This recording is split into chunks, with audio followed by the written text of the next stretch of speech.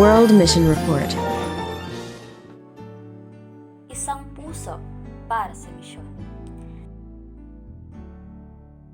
Binisita ni Artyom ang Adventist Church sa Uzbekistan. Ilang beses sa kanyang pagkabata kinuha ng kanyang ama, ngunit nang maghiwalay ang kanyang mga magulang, nagsimula siyang manirahan kasama ang kanyang ina na hindi na siya pinayagang magsimba. Sa pag-abot niya sa kanyang teenage years, nagawa siyang dalhin ng kanyang ama sa simbahan. Sinabi niya kasi na kailangan niyang mabautismuhan. Nagsimulang magsimba ang binata.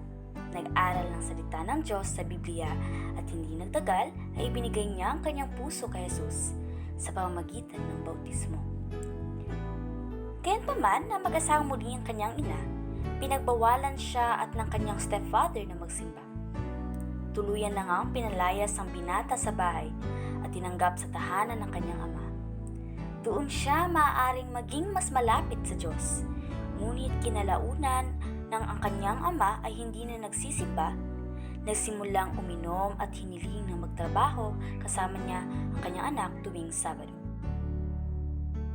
Tumanggi si Artyom na magtrabaho sa Sabat ng Diyos at pinalayas siya sa bahay ng kanyang ama. Gayunpaman, pagkatapos ng ilang buwan, pumanaw ang kanyang ama at tumira siya sa kanyang lola sa ama. Noon ay ang pagnanais na gumawa ng isang bagay para sa Diyos, nagsimulang lumago kaya nag-organisa si Artyom ng isang grupo ng pag-aaral ng Biblia. Ilang tao ang nagpakita ng interes sa pag-aaral.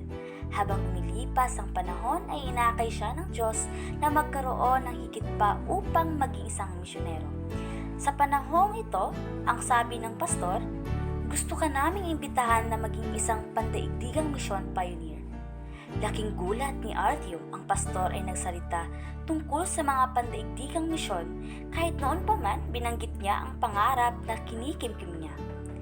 Ngayon si Artyom ay isang pandaigdigang misyon pioneer at tinulungan ng mga tao sa kanyang rehiyon na tanggapin si Kristo. Ang Uzbekistan ay isang bansang medyo sarado sa Kristyanismo, kaya isang lokal na nagsasalita tungkol kay Kristo gumagawa ng lahat ng pagkakaiba.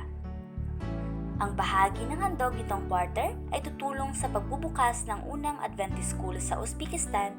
Tayo ay maging mapagbigay sa ating mga handog.